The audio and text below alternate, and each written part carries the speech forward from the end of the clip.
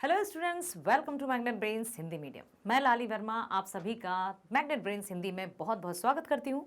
साथ ही साथ ये बताना भी चाहती हूँ कि अब मैग्नेट ब्रेन्स पर आ गए हैं हिंदी के नोट्स भी। यस डियर स्टूडेंट्स, कक्षा 8वीं से 12वीं तक के लिए सभी बच्चों के लिए सभी विषय के वीडियोस अब अवेलेबल हैं। आप पीडीएफ में भी देख सकते हैं, बुक भी मंगवा सकते हैं। तो इसकी जो डिटेल है वो आपके डिस्क्रिप्शन में लिंक दी है, प्लीज़ क्लिक कीजिए और सभी तरह की बुक्स का और नोट्स का आप लाभ उठाइए ताकि आपके बोर्ड एग्जाम में भी आप धूम मचा दें और साथ ही साथ आगे आने वाली प्रतियोगी परीक्षाओं को, जब भी आप जिस भी प्रतियोगी परीक्षा में बैठेंगे उनको क्रैक करने में भी ये नोट्स आपकी बहुत हेल्प करने वाले हैं। इसी तरह से आप वीडियो देखो, वीडियो के साथ साथ आप देखने के साथ साथ अपने फ्रेंड्स को भी शेयर करो बेटा, ताकि वे भी बेस्ट ऑनलाइन वीडियो देख सकें। चलो चलते हैं इस वीडियो की तरफ। हमने अपनी पाठ्य पुस्तक दिगंत के 10 चैप्टर्स कंप्लीट कर लिए हैं और आज मैं लेकर आई हूं आपकी ही पाठ्य पुस्तक का 11वां पाठ, जिसका नाम है हंसते हुए मेरा अकेलापन। लिखा है मलयज जी ने। अब मलयज जी ने इसमें क्या होगा बताइए, क्या लिखने का प्रयास किया होगा? क्या आप शीर्षक देखकर या पाठ का नाम देखकर कुछ अनुमान लगा सकते हैं कि हंसते हुए मेरा अकेलापन? क्या उनको अकेले में रहना अच्छा लगता है, या फिर उन्होंने अपने बारे में कुछ इस चैप्टर में बताया है, या संस्मरण है, या डायरी लेखन है? कुछ तो ऐसा होगा। संस्मरण पता है ना, संस्मरण स्मृतियों से बनता है और स्मृतियों की विश्वसनीयता उसे क्या बनाती है? महत्वपूर्ण। ठीक है, तो संस्मरण भी हो सकता है, डायरी लेखन भी हो सकता है, जिसके माध्यम से उन्होंने अपने आप को यहां पर व्यक्त किया है। तो हम पाठ में जाने से पहले पढ़ते हैं लेखक परिचय। मलयज जन्म हुआ सन 1935 और मृत्यु 26 अप्रैल सन 1982। जन्म स्थान महुई, आजमगढ़, उत्तर प्रदेश। मूल नाम इनका था भरत जी श्रीवास्तव। भरत जी श्रीवास्तव को ही मलयज कहा जाता है, याद रखिएगा। इनका मूल नाम अवश्य पूछा जा सकता है कि मूल नाम बताइए क्या है। तो मलयज जी का मूल नाम है भरत जी श्रीवास्तव, मलयज। माता का नाम प्रभावती, पिताजी का नाम त्रिलोकीनाथ वर्मा। शिक्षा एमए अंग्रेजी में, इलाहाबाद विश्वविद्यालय, उत्तर प्रदेश। कृतियां, कविता है जख्म के धूल, अपने होने को अप्रकाशित करता हुआ, आलोचना, कविता से साक्षात्कार, संवाद और एकालाप, ये उनकी आलोचना है। अब हम चलते हैं इस चैप्टर के सार की तरफ कि मलयज जी ने मेरा हंसता हुआ अकेलापन में क्या लिखा है। जानने की इच्छुक है ना आपको? इच्छा है? चलो जानते हैं। तो प्रस्तुत पाठ हंसते हुए मेरा अकेलापन एक डायरी है। वाओ, मुझे ऐसा लग रहा था कि या तो संस्मरण होगा जो स्मृतियों पर आधारित लिखा जाता है, या फिर डायरी, जिसको बहुत से लोग ऐसे हैं जिनको डायरी लिखने की एक आदत होती है और ये आदत हमेशा रहती है, कभी मिटती नहीं। आदत जो रहती है ना वो लगी रहती है अपने साथ। तो डायरी में हम छोटी छोटी बातों को लिखते हैं कि आज मैंने क्या किया, कब मुझे खुशी मिली, कब मुझे दुख हुआ, क्या क्या, ये सारी बातों को शामिल किया जाता है। तो लेखक मलयज जी ने मेरा हंसते हुए मेरा अकेलापन एक डायरी है जिसे मलयज के द्वारा लिखा गया है। मलयज अत्यंत आत्मसजग किस्म के बौद्धिक व्यक्ति थे। आत्मसजग मतलब एकदम से एक्टिव कह सकते हैं, जो अपने आप में सेल्फ एक्टिव मोड में हमेशा रहते थे। डायरी लिखना मलयज के लिए जीवन जीने के कर्म के जैसा था। डायरी की शुरुआत 15 जनवरी सन 1951 से शुरू होती है। याद रखिएगा, डायरी की शुरुआत कब की थी लेखक मलयज जी ने? 15 जनवरी 1951, 51, जब उनकी आयु केवल 16 वर्ष की थी। और ये क्रम चलता रहा उनके जीवन भर। 15 जनवरी 1951 से डायरी लिखना शुरू किया उन्होंने और तब उनकी आयु थी 16 वर्ष। जब डायरी लिखने का यह सिलसिला 9 अप्रैल सन 1982 तक चलता रहा, जब उन्होंने अंतिम सांस ली, अर्थात 47 वर्षों तक वे जीवन में 32 साल तक मलयज ने डायरी लिखी, अर्थात 47 साल में 32 साल तक उन्होंने डायरी लिखी है। 16 वर्ष के थे जब डायरी लिखना स्टार्ट किया और जीवन के अंतिम दिवस तक उन्होंने डायरी लिखी। डायरी के ये पृष्ठ कवि, आलोचक मलयज के समय की उथल पुथल और उनके निजी जीवन की तकलीफों, बेचैनियों के साथ एक गहरा रिश्ता बनाते हैं। जब इनकी डायरी को पढ़ा गया तो इससे पता चला कि उनके जीवन में कितने संघर्षों का सामना उन्होंने किया, कितने उतार चढ़ाव उनके जीवन में आए और कितनी तकलीफें और बेचैनियों का उन्होंने सामना किया, ये सब उससे पता चला। इस डायरी में एक औसत भारतीय लेखक के परिवेश को आप उसकी समस्त जटिलताओं में देख सकते हैं। मतलब जो भी लेखक है या जो भी डायरी लिख रहा है, यदि वो नियमित रूप से डायरी लिखता है, जैसे मलयज जी ने लिखी है नियमित रूप से, तो उसकी डायरी को पढ़कर उसके संपूर्ण जीवन का चिट्ठा सामने आ जाता है कि वो व्यक्ति कैसा था, कौन कौन सी संघर्ष थे, किस तरह के, मतलब जो उसके मन में चल रहा होता है ना। बहुत सी बातें ऐसी होती हैं हम जो किसी से भी नहीं कह सकते हैं, किसी से भी नहीं, हम अपने मन तक ही सीमित रखते हैं। ऐसी कई बातें होती हैं जो हम अपने आप तक सीमित रखते हैं, लेकिन जिनको डायरी लिखने की आदत होती है ना, वे उस डायरी में उन बातों को अवश्य शामिल करते हैं जो वे किसी से नहीं कहना चाहते, और वे अपनी डायरी को हमेशा अपने तक ही सीमित रखते हैं, वो किसी को पढ़ाते नहीं हैं, क्योंकि उनकी डायरी ही उनका सबसे अच्छा दोस्त होती है। मलयज ने डायरी के माध्यम से, तारीख के माध्यम से विभिन्न जगहों का यथार्थ चित्रण किया है। उन्होंने ये भी बताया है कि जो भी कार्य होते थे वे किस तरह से किए थे। लेखक ने तारीख के साथ अपने जीवन की सभी घटनाओं का चित्रण किया है। यह पाठ में लेखक की 1500 पृष्ठों में फैली हुई डायरियों की छोटी सी झलक है। 1500 पृष्ठ होंगे ही होंगे जब उन्होंने जीवन के 32 साल तक तो डायरी लिखी। अब यहां पर हम चलते हैं प्रश्न उत्तरों की तरफ। समझ में आ गया होगा, मलयज ने अपनी वास्तविकताओं अर्थात अपने जीवन के यथार्थ पहलुओं का वर्णन किया है। यथार्थ का अर्थ होता है वास्तविकता, जिसको अंग्रेजी में रियलिटी कहते हैं। तो उन्होंने अपने जीवन के यथार्थ का वर्णन किया है डायरी में, और कोई भी जो डायरी लिखने की जिसको आदत होती है वो हर एक बात उसको शामिल करता है। प्रश्न ही आ गया है कि भाई डायरी लेखन क्या है, डायरी लिखने का अर्थ क्या होता है। ठीक है, तो डायरी दैनिक वृत्ति की पुस्तक है। इसे हिंदी में दैनंदिनी भी कहते हैं, दैनंदिनी। अंग्रेजी में डायरी और हिंदी में दैनंदिनी, जो बिल्कुल प्रतिदिन विदाउट फेल लिखी जाती है, हैबिट है। तो हाँ, डायरी दैनिक वृत्ति की पुस्तक है। दैनिक वृत्ति मतलब जो भी प्रतिदिन जीवन में घटित हो रहा है उसकी एक पुस्तक ही डायरी कहलाती है, और इसे हिंदी में दैनंदिनी कहा जाता है। इसमें जीवन के प्रतिदिन की घटनाओं और अनुभवों का वर्णन होता है। किसी व्यक्ति की डायरी से उसके मन के भाव, उसके जीवन के लक्ष्य, जीवन की स्थितियां परिलक्षित होती हैं। साथ ही साथ मैंने अभी बताया था ना बेटा कि जो बातें किसी से नहीं कही जा सकती या किसी से नहीं कहना चाहते, वो बातें भी डायरी में शामिल की जाती हैं।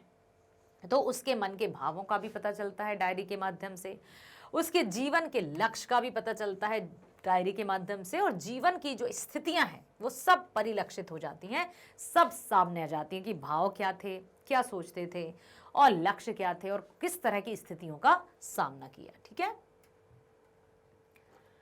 अब अगला प्रश्न है कि धरती का क्षण से क्या आशय है। लेखक कविता के मूड में जब डायरी लिखते हैं तो शब्द और अर्थ के मध्य की दूरी अनिर्धारित हो जाती है। जब भी वो कविता के मूड में, मतलब थोड़ा सा कुछ लयात्मकता, थोड़ी सी कुछ राइमिंग्स टाइप, इस तरह से लयात्मकता और धुन के साथ, अर्थात कुछ उतार चढ़ाव, कुछ छंद, कुछ छंद युक्त, कुछ छंद मुक्त, इस तरह की जब डायरी लिखते थे तो उनके जो शब्द और अर्थ के जो बीच की दूरी थी वो अनिर्धारित हो जाती है। मतलब किस तरह के शब्दों का प्रयोग करना है वो कोई निर्धारित नहीं था कि बस ये चुनिंदा शब्दों का ही प्रयोग किया जाएगा, नहीं, जो भी शब्द वहां पर फिट बैठते हैं उनका अर्थ यदि उस भाव के हिसाब से बिल्कुल सही है तो उन अर्थों को शब्दों को बिठा दिया जाता था। शब्द अर्थ में और अर्थ शब्द में बदलते चले जाते थे, एक दूसरे को पकड़ते छोड़ते हुए। शब्द और अर्थ का जब साथ नहीं होता तो वह आकाश होता है जिसमें रचनाएं बिजली के फूल की तरह खिल उठती हैं, किंतु जब इनका साथ होता है तो वह धरती का क्षण होता है और उसमें रचनाएं जड़ पा लेती हैं। कहने का तात्पर्य है कि जब भी कोई रचनाकार रचना करता है तो वो पहले से शब्द बिठाकर नहीं आता कि मैंने ये शब्द सोच लिए, अब मैं रचना कर रहा हूं। जो भी शब्द, अब आकाश में उड़ते हुए पक्षियों की तरह शब्द आ रहे हैं, पहले शब्दों को बिठा दिया और जो जहाँ फिट बैठता है, जो शब्द लगता है कि हाँ ये व्यवस्थित है और इसके माध्यम से कविता की रचना की जाती है, वो शब्दों को वहाँ पर बिठाया और रचना कर दी और अब धरती में जड़ जम जाती है। मतलब एक कविता बहुत ही अच्छा रूप ले लेती है। अतः यह कहना उचित है कि शब्द और अर्थ दोनों एक दूसरे के पूरक हैं। ठीक है। अगला है, रचे हुए यथार्थ को और भोगे हुए यथार्थ में क्या संबंध है। रचा हुआ यथार्थ और भोगा हुआ यथार्थ, समझ रहे हो बेटा।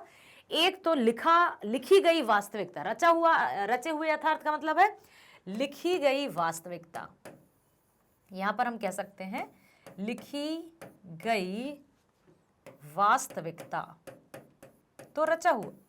ठीक है, ये हुआ आपका रचा हुआ यथार्थ। रचा हुआ यथार्थ। ठीक है, तो ये तो आपका है लिखी गई वास्तविकता। और भोगा हुआ यथार्थ मतलब जो हमने अनुभव कर लिया है, जो हमारे जीवन में घटित हो चुका है। ठीक है, तो भोगा हुआ यथार्थ एक दिया हुआ यथार्थ है, मतलब जो भोग लिया है वो जीवन ने हमें दे दिया है। हर आदमी अपना अपना यथार्थ रचता है, अर्थात हर एक व्यक्ति अपनी जीवन की रचना स्वयं करता है। जीवन मतलब जो कुछ घटित हो रहा है उसकी बात, रचना का अर्थ तो ईश्वर है। और इस रचे हुए यथार्थ का एक हिस्सा दूसरों को दे देता है। हर आदमी उस संसार को रचता है जिसमें वह जीता है और उसे भोगता है। कहाँ रहना है, क्या करना है, कितना क्या, ये सब मतलब पहले स्वयं रचता है फिर उसको भोगता है। रचने और भोगने का रिश्ता एक द्वंद्वात्मक रिश्ता है, मतलब दोनों इक्वल हैं। जहां रचना है वहां भोगना है, जहां भोगना है वहां रचना है। ठीक है, एक के होने से ही दूसरे का होना है। दोनों की जड़ें एक दूसरे में हैं और वहीं से वे अपना पोषण रस खींचते हैं। दोनों एक दूसरे को बनाते तथा मिटाते हैं। तो रचना और भोगना, हम ये कह सकते हैं कि वो दोनों एक दूसरे के पूरक हैं। एक के बिना दूसरे का कोई अस्तित्व नहीं है। अगला है, लेखक के अनुसार सुरक्षा कहाँ है, वह डायरी को किस रूप में देखना चाहता है। तो लेखक मलेच के अनुसार सुरक्षा डायरी में नहीं बल्कि सूरज के पूर्ण प्रकाश में है। क्यों? अंधेरे में तो पल भर की धुक धुकी के साथ छुपा जा सकता है, किंतु लड़ने, अब ये बताया जा रहे हैं कि जब कहीं जीवन में या फिर अच्छा हम बिल्कुल सिंपल सा उदाहरण देती हूँ कि जहां कहीं रोशनी हो, क्या वहां हम खुले में छुप सकते हैं किसी से? नहीं छुप सकते। यदि इसके विपरीत कहीं अंधेरा है तो हम छोटी से छोटी वस्तु के पीछे या कुछ के पीछे छुप जाएंगे तो हो सकता है हम किसी को दिखाई ना दे। तो यहां पर कहने का तात्पर्य यह है बेटा कि लेखक मलेच के अनुसार सुरक्षा डायरी में नहीं बल्कि सूरज के पूर्ण प्रकाश में है। जो डायरी में लिखा है वो छुपा है, तो वास्तविकता क्या डायरी में है? नहीं है, वो तो प्रकाश में है। अर्थात जीवन की सच्चाइयों को भोगना ही पड़ेगा। आप चाहे डायरी में लिखो या कुछ करो, जीवन में जो घटित होना है उसको घटित होना ही है। अंधेरे में तो पल भर की धुक धुकी के साथ छुपा जा सकता है, किंतु लड़ने, पिसने, खटने और चुनौती को स्वीकारने में ही वास्तविक जीवन है। कभी भी हमें परेशानियों से भागना नहीं है, कभी हमें चुनौतियों से घबराना नहीं है, सबका सामना करना है। क्योंकि यदि हम भागे तब हम अपने जीवन में कुछ भी नया नहीं कर पाएंगे और जमाने के साथ कदम से कदम मिलाकर नहीं चल पाएंगे। पलायन व स्वयं को बचाने में जीवन की सुरक्षा नहीं है। अर्थात पलायन मतलब कहीं से भाग जाना, और स्वयं को बचाने में जीवन की सुरक्षा नहीं है कि चलो भाग जाते हैं और बच जाते हैं। ऐसे में जीवन की सुरक्षा नहीं है। डट कर सामना करना है, तब जाकर हम अपने जीवन को सुरक्षित बना सकते हैं। साहस के साथ चुनौती को स्वीकार करके पूर्ण संघर्षरत प्रकाशित जीवन जीने में ही सुरक्षा माननी चाहिए। लेखक का अभिमत भी ऐसा ही है कि अपने आप को कुएं का मेंढक कदापि नहीं बनाना है और हमेशा सच्चाइयों का सामना करना है। अगला है, हरिचरण को हर चरना क्यों कहा गया है। हरिचरण को हर चरना, अब आपने ये भी सुना होगा एक, हाँ, मुंशी प्रेमचंद जी द्वारा रचित गोदान उपन्यास का नाम तो आपने अवश्य सुना होगा, गोदान का, जिसमें होरी, हीरा राम या हरी राम उसका नाम था और उसको गांव में होरी कहते थे। इसके पीछे क्या है कि जो धनी और संपन्न व्यक्ति रहते हैं उनका नाम तो वही रहता है जो नाम रखा गया है, लेकिन जो निर्धन रहते हैं, जो निम्न वर्ग के रहते उनके नाम को बिगाड़ दिया जाता है। तो संभवतः यही यहाँ पर प्रश्न है कि हरिचरण को हरचरना क्यों कहा गया, जबकि उसका नाम क्या है, हरिचरण, लेकिन क्या कहा जाने लगा, हरचरना। यदि कोई धनी और संपन्न व्यक्ति होता तो उसको हरिचरण ही कहते, लेकिन हरचरना कहने के पीछे क्या कारण है कि वो विपन्न है, वो निर्धन है। हरिचरण तत्सम संस्कृत निष्ठ शब्द है और वह संभ्रांत नाम की संस्कृति का परिचायक है। मतलब बहुत कि जो संभ्रांत हैं, जो धनी हैं, जो पूंजीपति हैं, सामंतवादी हैं, उनका परिचायक है। तथा हरचरणा ग्रामीण संस्कृति का शब्द है। हरिचरण विशिष्ट आदमी का प्रतिनिधि हो सकता है। समझ में आया कि हरिचरण यदि किसी का नाम बहुत अच्छे से लिया जा रहा है मतलब वो संभ्रांत है।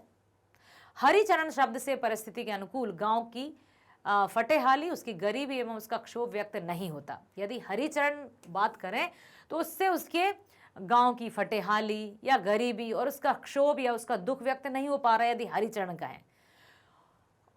हरचरना से होता है। यदि उसका हरचरना कह दिया तो ये सब कुछ समझ में आ रहा है कि हाँ बेचारा है, फटेहाली है, गरीबी है, उसका दुख भी व्यक्त हो रहा है, इसलिए कवि ने हरिचरण को हरचरना रखा है, कहा गया है। ठीक है, क्योंकि ऐसा ही चला आ रहा था। अब है अगला प्रश्न, डायरी का लिखा जाना क्यों मुश्किल है। डायरी का लिखा जाना मुश्किल है, क्यों?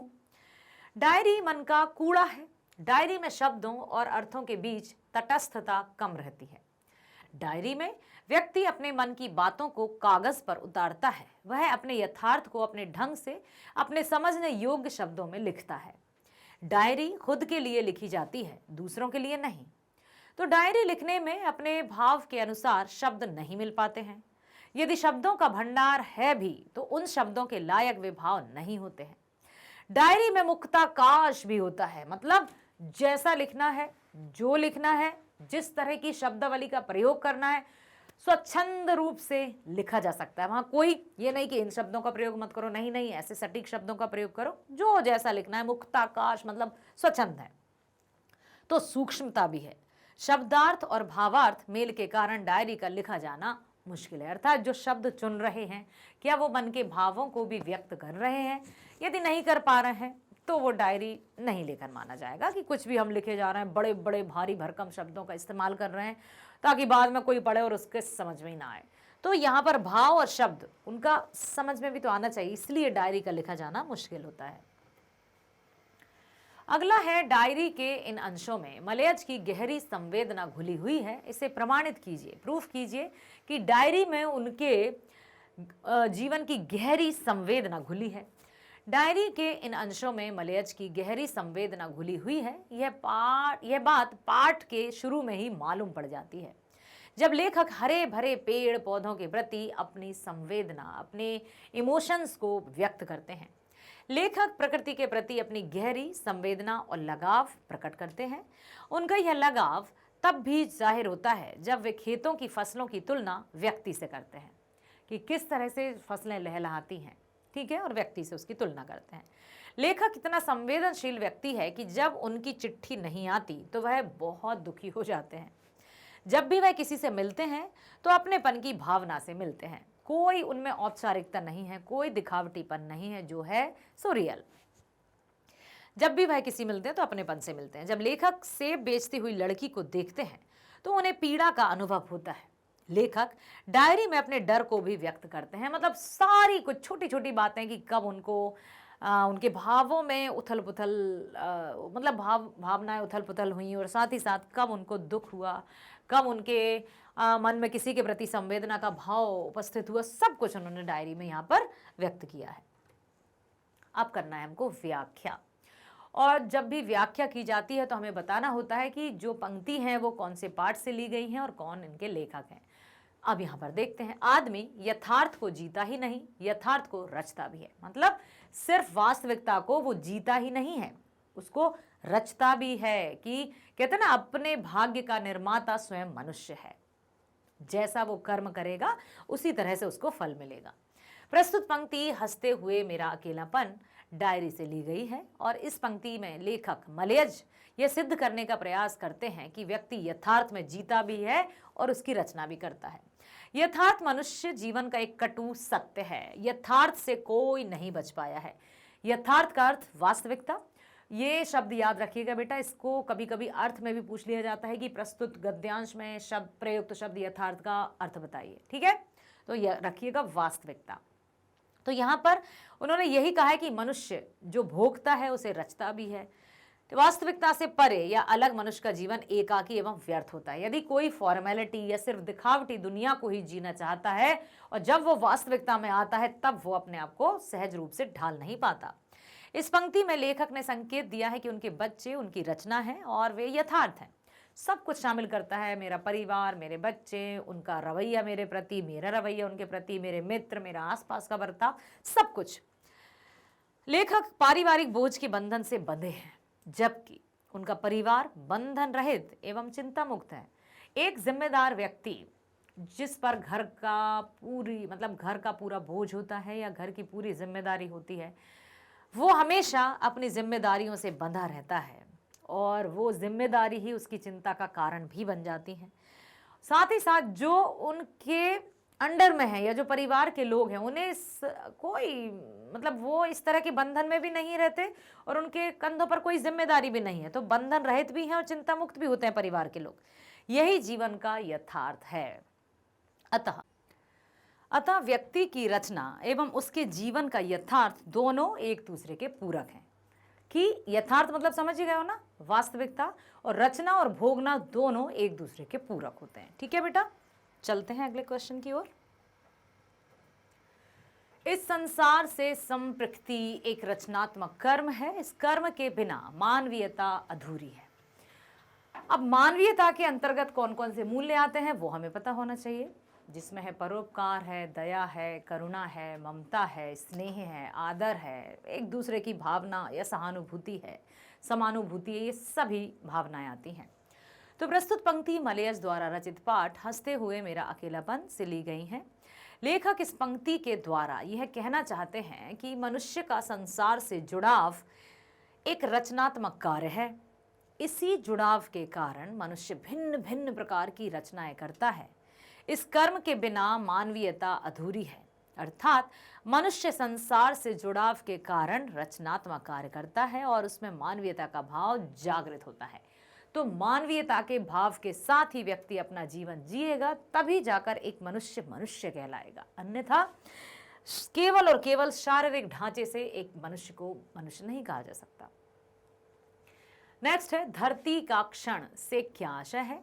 धरती का क्षण से लेखक का आशय है कि जिस क्षण शब्द और अर्थ मिलकर रचना का रूप ग्रहण करते हैं, यह क्रिया धरातल पर ही होती है, कहीं अंतरिक्ष में नहीं। इसलिए जो भी कार्य है यहीं पर होना है। जन्म हुआ है तो यहीं पर कर्मों का फल भोगना है। कुछ नहीं है इसके आगे ना इसके पीछे। जो बोएगा वही पाएगा, तेरा किया आगे आएगा। सुख दुख है क्या, फल कर्मों का, तो कर्म ही प्रधान है। अर्थ स्पष्ट करें। एक कलाकार के लिए यह निहायत जरूरी है कि उसमें आग हो और वह खुद ठंडा हो। मतलब उसमें आग हो, मतलब किसी भी कार्य को करने का जुनून होना चाहिए। किसी भी कार्य को अंजाम तक ले जाने का एक जिद होनी चाहिए मन में। जैसे अभी आपकी परीक्षा होने वाली है ना, और अब आपके मन में ये जुनून और ये जिद होनी चाहिए कि मैंने जो अपनी विगत परीक्षाओं में जितने अंक या जितने प्रतिशत प्राप्त किए हैं, मैं अपने आप से ही कंपटीशन रखता हूँ, मैं खुद से ही प्रतिस्पर्धा रखता हूँ, अनुस्पर्धा रखता हूँ कि मैं प्रीवियस जो मेरा रिजल्ट रहा है उससे मैं अच्छा करके दिखाऊंगा। ये मेरा खुद से प्रॉमिस है और मेरी जिद भी है, मेरा जुनून भी है। तो एक कलाकार के लिए निहायत जरूरी है कि उसमें आग हो, मन में आग, कहते हैं ना, उसके मन में आग है, एक जुनून अंगारे की तरह, और वह खुद ठंडा हो। आग का मतलब ये नहीं कि हमेशा गुस्से में रहें या क्रोधित रहें, आराम से कूल एंड काम रहकर। लेखक का कहना है कि एक कलाकार के लिए बेहद जरूरी है कि उसमें आग हो, अर्थात वह अपने कर्म के प्रति पूर्ण संवेदनशील हो। आग होने का मतलब है कि कर्म के प्रति पूरी तरह से समर्पित, पूरी तरह से लगन हो, समर्पण भाव हो, और कहते हैं ना कि काम करने की एक जिद हो उसके अंदर। चाहे उसका व्यक्तित्व ठंडा ही हो, मतलब कि उसके व्यक्तित्व को साधारण होना चाहिए, लेकिन उसके कर्म करने की जो जिद है वो बहुत एकदम ज्वाला की तरह होनी चाहिए। अगला है 11 जून 78 की डायरी से शब्द और अर्थ के संबंध पर क्या प्रकाश पड़ता है, अपने शब्दों में लिखें। तो 11 जून सन 78 की डायरी से शब्द और अर्थ के संबंध में पता चलता है कि शब्द और अर्थ के बीच तटस्थता कम रहती है। ठीक है, जब लेखन किया जाता है तो शब्द अर्थ में और अर्थ शब्द में ढलते चले जाते हैं और शब्द और अर्थ का संगम ही धरती का क्षण होता है। यही कहा है उन्होंने कि जो शब्द हैं वो अर्थ हैं, एकदम सोच का मतलब ऐसा नहीं है कि शब्दों को पहले पकड़ लिया जाए और उनको यहाँ पर रख दिया जाए और रचना हो गई। जो एक लेखक या एक रचनाकार की बात करें जिसमें कवि या गद्यकार सभी शामिल हैं, उनको ये भावनाओं के आधार पर रचना करनी होती है। रचना और दस्तावेज में क्या फर्क है? लेखक दस्तावेज को रचना के लिए कैसे जरूरी बताता है। अब रचना क्या है, दस्तावेज क्या है? तो दस्तावेज मीन्स जिनको अंग्रेजी की यदि हम बात करें तो डॉक्यूमेंट्स को हिंदी में दस्तावेज कहा जाता है। और रचना कोई भी लेख, देखते हैं यहाँ पर क्या है। लेखक रचना और दस्तावेज के फर्क को स्पष्ट करते हुए कहते हैं कि मैं जो कुछ लिखता हूँ वह सब रचना नहीं होती। मैं जो कुछ भोगता उन सब में रचना के बीज नहीं होते। भोगे हुए अनुभव के जो अंश लेखक के साथ चलते हैं वही रचना है। शेष सिर्फ दस्तावेज हैं, मतलब शेष बातें सिर्फ डॉक्यूमेंट्स हैं जो रखी रहती हैं, और रचना वही है जो मेरे जीवन के साथ साथ चले, अर्थात जो मैं भोग रहा हूं और जो मैंने लिखा है वही रचना कहलाएगी। लेकिन ये दस्तावेज रचना के लिए ज़रूरी है क्योंकि दस्तावेज रचना का कच्चा माल है और यही रचना को पैदा करने वाली उपजाऊ मिट्टी भी है। कि दस्तावेज बहुत सारे पहले लिखते जाओ लिखते जाओ लिखते जाओ। किसी भी कविता की जब रचना करनी होती है, चलो मैं अपनी कविता की रचना मतलब एक मैंने अपने ऊपर कुछ पंक्तियाँ लिखी हैं, सुनाती हूँ आपको। आशावादी हूँ जीवन में, खुद पर लिखी है मैंने। आशावादी हूँ जीवन में, नहीं प्रभुता की प्यासी, चेहरे पर मुस्कान है रहती, रहती नहीं उदासी। हिंदी भाषा प्यारी मुझको, नहीं हूँ मैं बहुभाषी, नित नूतन ज्ञानार्जन की मैं रहती हूँ अभिलाषी। करती हूँ मैं काम वही जो मेरे मन को भाता है, करती हूँ मैं काम वही जो मेरे मन को भाता है। अपनों को धोखे में रखना मुझे कभी नहीं आता है, कभी सफलता कभी विफलता जीवन का ये अंग है। कभी ये लगता सीधा साधा, कभी की जैसे वक्र है। ना ये दोहा ना ये कविता ना ही है ये चौपाई, आत्मकथ्य लिख दिया है मैंने, इससे अच्छा ना लिख पाई। श्रोता से अनुरोध है मेरा शब्दों को, श्रोता से अनुरोध है मेरा भावों को समझकर सुन लेना। श्रोता से अनुरोध है मेरा भावों को, मतलब भावनाओं को समझकर सुन लेना। कमियां जो भी हों इसमें अपने शब्दों में गढ़ देना। तो कोई भी रचना तब रचना कहलाती है जब वो हमारे अनुभवों को उसमें सहेज लेती है। तो ये रचना हो गई है मेरे लिए क्योंकि इसमें मेरे अपने भाव शामिल हैं। ठीक उसी तरह से लेखक ने भी यही कहा है कि दस्तावेज एक कच्चा चिट्ठा है जिसमें रचना के शामिल होते हैं पद। तो दस्तावेज को भी हम यूं ही साइड में नहीं रख सकते हैं, दस्तावेज भी अपने आप में महत्वपूर्ण है। ठीक है, तो अब समझ में आया। लेखक अपने किस डर की बात करता है, इस डर की खासियत क्या है, अपने शब्दों में लिखिए। तो लेखक डर को अपने जीवन का केंद्रीय अनुभव बताता है। उसे बुरी बुरी बीमारियों का डर या घर के किसी सदस्य के देर तक वापस ना आने से उत्पन्न आशंकाओं का डर सताता है कि कौन कहाँ, मतलब एक कहा ना मैंने बेटा कि जो जिम्मेदार व्यक्ति रहता है, जिस पर घर की सभी जिम्मेदारियां रहती हैं, वो एक एक सदस्य के प्रति अपनी चिंता उसके मन में ही रहता है, भले ही वो किसी के समक्ष व्यक्त ना करे लेकिन रहता है। इस डर की खासियत यह है कि इसके कारण लेखक घंटों तनाव से गुजार देता है। उसका हृदय बहुत तेज धड़कने लगता है और मुख से प्रार्थनाएं निकलने लगती हैं। ऐसा उसके मन में आने वाली तरह तरह की अप्रिय कल्पनाओं के कारण होता है कि कभी कभी जैसे कोई घर से निकला है और नियमित रूप से मान लीजिए कि रात के 9 बजे या 10 बजे वो घर में आ ही जाएंगे, लेकिन 10 बज गए, 10:30 बज गए, 11 बज गए, फ़ोन लगाया जा रहा है, फ़ोन नहीं उठाया जा रहा है। कुछ देर लगाया फ़ोन और थोड़ी देर बाद ट्राई किया, स्विच ऑफ आया। तो घर के लोगों के मन में और ख़ास तौर से वो व्यक्ति जो घर को उठाए हुए है, संभाले हुए है, उसके मन में चिंता होना जायज़ है और तरह तरह की कल्पनाएं उसके मन में आने लगती हैं और आशंकाएं भी व्यक्त हो जाती हैं। इन्हीं बातों को यहाँ पर बताया है। आशा करती हूँ लेखक जो हंसते हुए मेरा अकेलापन, लेखक मलयज जो हमसे कहना चाहते थे हम उन्हें समझ चुके हैं और किस तरह की भावनाएं उन्होंने व्यक्त की हैं वो भी आपको समझ में आ गई हैं। तो मेरे प्यारे बच्चों, ध्यान से हर एक पाठ को सुनना, कविता में छुपे हुए भाव को समझना, ताकि परीक्षा में जो भी प्रश्न पूछे जाएं उनका उत्तर आप बहुत अच्छे से दे सको। और मैं आशा ही नहीं, पूरा भरोसा आप पर करती हूँ कि आप बहुत अच्छे से परीक्षा देंगे और उत्तीर्ण होंगे। प्रिय विद्यार्थियों, शुभकामनाएं आपके साथ हैं। मिलते हैं नेक्स्ट वीडियो में। स्वस्थ रहना, खुश रहना। Bye bye, all the best.